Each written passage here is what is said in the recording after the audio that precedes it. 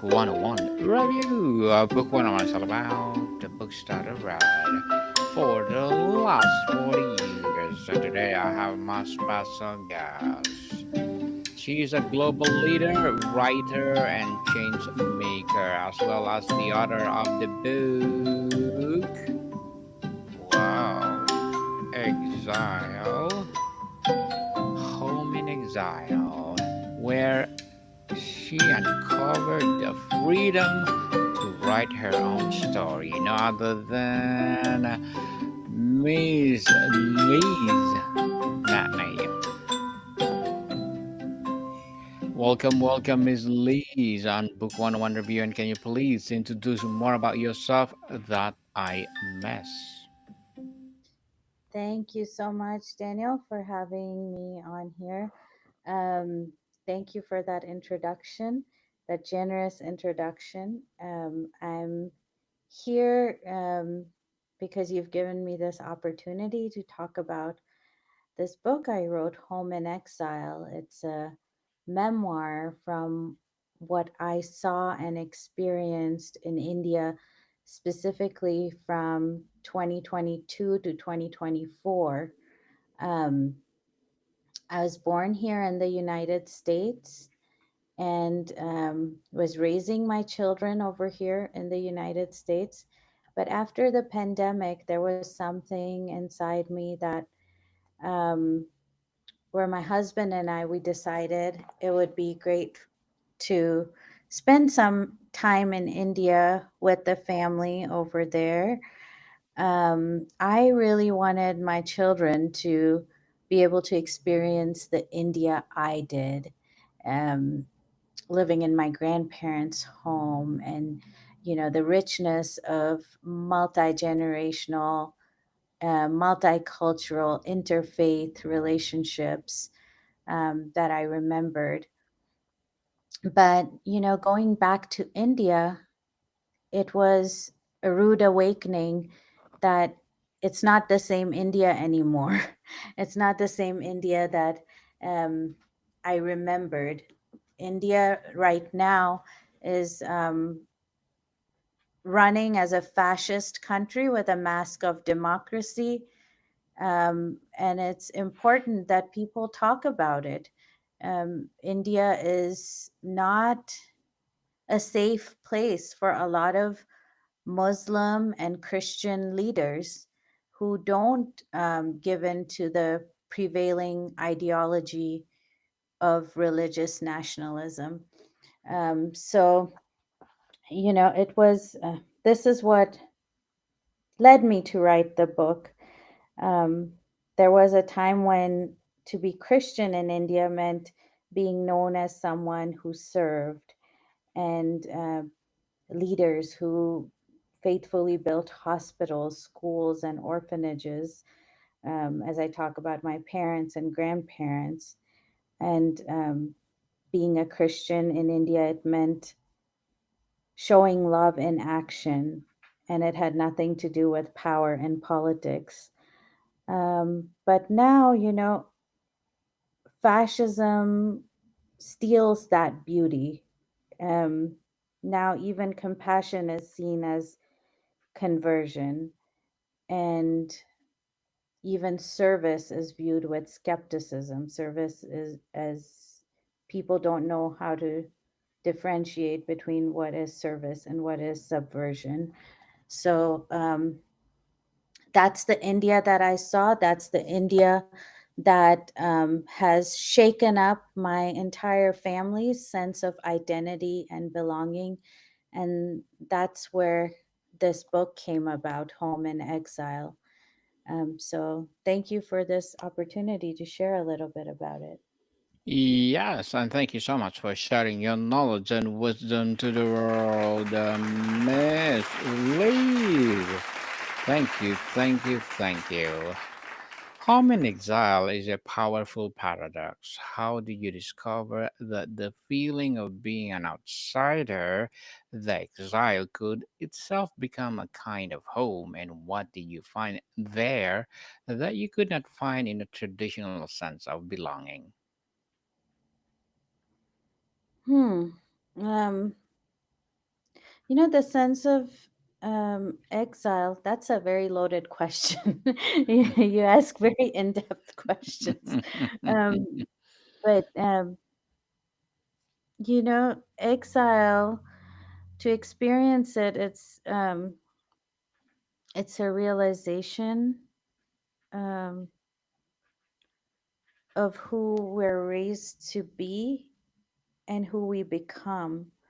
All of us, there are things we do in life to survive the twists and turns of life. And exile comes with learning to survive through betrayal. Um, so it's a narrative of not just external but internal displacement. The book talks about not just familial exile, but um, the politics behind exile, the nationalism, and the negative aspects of nationalism that redraws the boundaries of identity and belonging. Um, the book talks about spiritual exile, because there are deeper layers that you have to wrestle with um, when you feel like a system is being weaponized against your loved ones, when we don't know if our loved ones are safe, and when the leaders who are there to protect, the police officers, the people in the judiciary, the local leaders, the people who are there to protect the citizens and the constitutional rights of the people, those leaders are the ones who are misusing their authority to come against people. Um, so it's a narrative about not just nation but family, faith, and memory that don't necessarily align with what I was brought up as, but that which came about through reflection, through exile, through displacement. So Miss I'm not Liz. romanticizing anything, Mhm. but um I'm trying to relinquish hope. Okay, so Miss Liz, the subtitle says you uncovered the freedom to write your own story. What is the cage you were in before, and what was the key moment of realization that made you feel you could finally pick them pen for yourself? Hmm. Again, great question. You know, as women, and especially coming from an Eastern background, you can relate to this.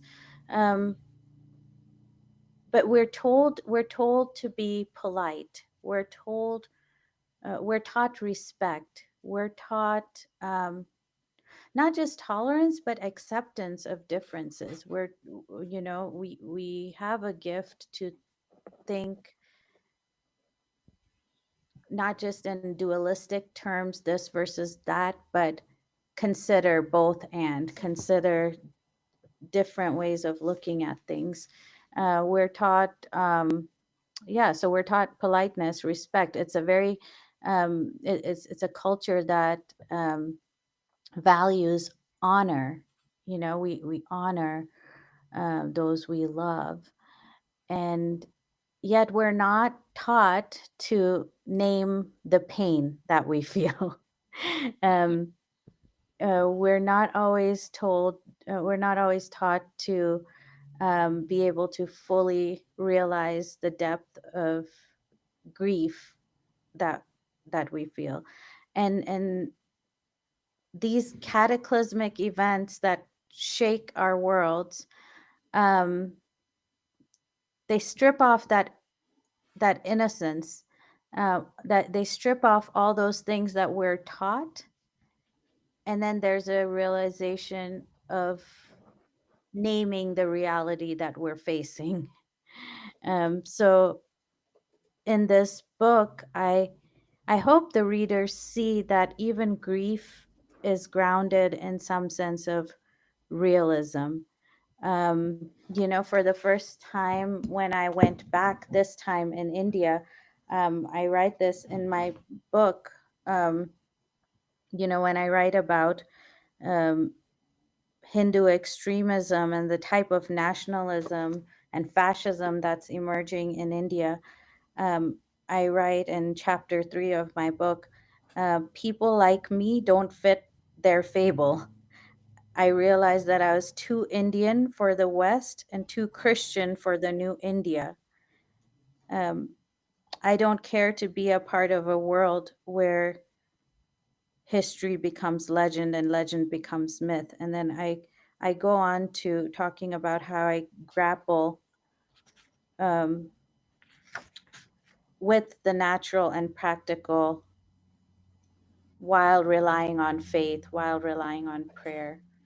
Um, so yeah, I think America, the beauty of the United States is that it allows me to be fully American and fully Indian. I don't have to choose the way I felt in India. So America gave me that freedom, um, that space where I could uncover the freedom to write my own story. Interesting, Miss Lee. So every family and culture has scripts and narrative they pass down. Which inherited story about who you were supposed to be was the most difficult to write or rewrite, and how did you begin that process? Well, it's a deep process of,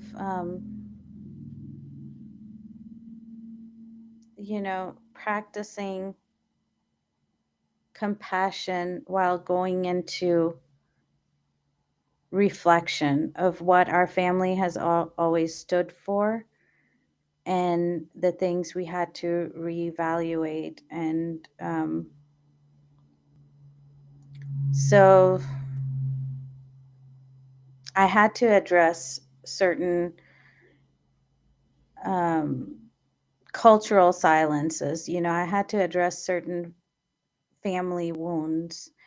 I had to address political silences that, so many people don't want to talk about or are afraid to talk about with all that's going on in India right now, because people don't know how to differentiate between strength and power. That's when societies they accept injustice. So I try to name that. I try to name the religious silences. Um, Institutions that prefer obedience to truth. So I've tried to present my narrative while also showing empathy towards the narrative of the other. If I believe that even the people on the other side, even the people who hurt my family, um, they are holding on to whatever it is that they're holding on to in good faith, it puts me in a mindset to see them as fellow human beings and to be able to communicate with them as such.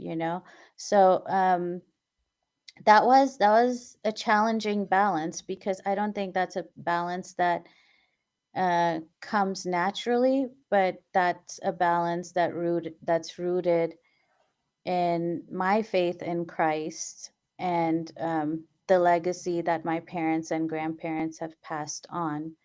So yeah, so I'm hoping that's what people from all different backgrounds are able to see, that you know at a time when the people who are holding on to fascism, when they're trying to twist a narrative and they want to rename the heroes and they're trying to erase certain records. um, I'm holding on to the beauty of to the beauty that gives me hope. I'm holding on, saying that truth still lingers and truth is still unyielding. And these stories need to be passed on from one voice, even if it's one trembling voice to another. But these stories need to be passed on. Miss Lees, while your story is unique, the feeling of exile is universal. It can be cultural, familial, ideological, or internal. What do you hope readers who feel like exiles in their own lives take away from your book? Um, I really hope that people see that there's value in naming your pain and to fully recognizing your grief, no matter how overwhelming that may be. India was a land that my children loved, that I loved, that my family loved, and it's my children. They saw India as next to heaven, or perhaps even a reflection of heaven. Papa and Mimo's home um, was now like from what we experienced between 2022 and 2024. um, it's a painful realization that that place um, has become a place of dystopia. Home is still beautiful, but Mhm. fascism strips away the sense of identity and belonging, even from the most beautiful spaces. My family and especially my parents have felt that hollow ache of losing a place called home. The Damo police in central India, in Madhya Pradesh, they vandalized their home and kept us all under house arrest without a warrant in August of 2024. We were stripped away from the land that cradles the bones of our ancestors. And coming from the east, you realize that what the significance of that. So there's pain when belonging is torn away. And my family didn't leave because we stopped loving India. They left because India stopped protecting those who love her most. Um, you know, so I hope readers take away that um, in the middle of it, I talk about the blessings that came with it. I talk about the people who showed kindness, and I talk about the people who prayed, who dropped to their knees, who cried out and who shed tears. Even people who didn't know us, strangers who didn't know us, they stood in solidarity, and that gave us hope at a time when there wasn't any reason to hope. So I really hope as readers dig into this book, they see that with every act of kindness, with every word of truth, and with every moment of courage, even that courage of naming your pain, um, you are pushing back against the darkness, and you are helping stand for those who can't stand for themselves every time we name those things that don't come easy. And a lot of times we forget to name them, but then it takes a cataclysmic event, an event that shakes up our world, for us to speak up about it. Miss Liz, to wrap up our discussion for today, having written this powerful story of self creation, how does the freedom shape your approach to your life and your work today? I think I approach life with greater gratitude. Those things that we often take for granted, um, just the sense of freedom. We can get in our car, drive wherever we want. Um, you know, you don't think you're going to go to the grocery store and police officers are going to come and arrest you because you hold on to a certain faith or because you choose not to give in to a certain ideology. um you know um so I'm living life with greater gratitude. I'm living life with the realization that, with all the crazy transitions in life, sometimes it's easy to forget what got left behind. Um, so writing has really helped me explore, the significance of what was lost and that which should never be forgotten. Never been forgotten for sure. And Miss Liz Matney, thank you so much for sharing your book to the world. So, can you please invite our listeners to support your book, your advocacy, or anything that you want to promote on Book 101?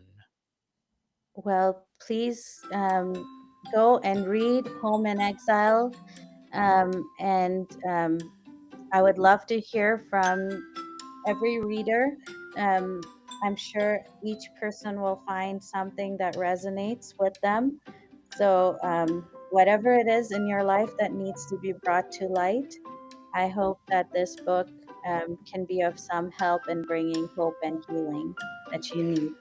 Yes, people will support Miss Liz Matney because if you support her, for sure, more and more empowering books like this to come. So, Miss Liz, thank you so much for your time.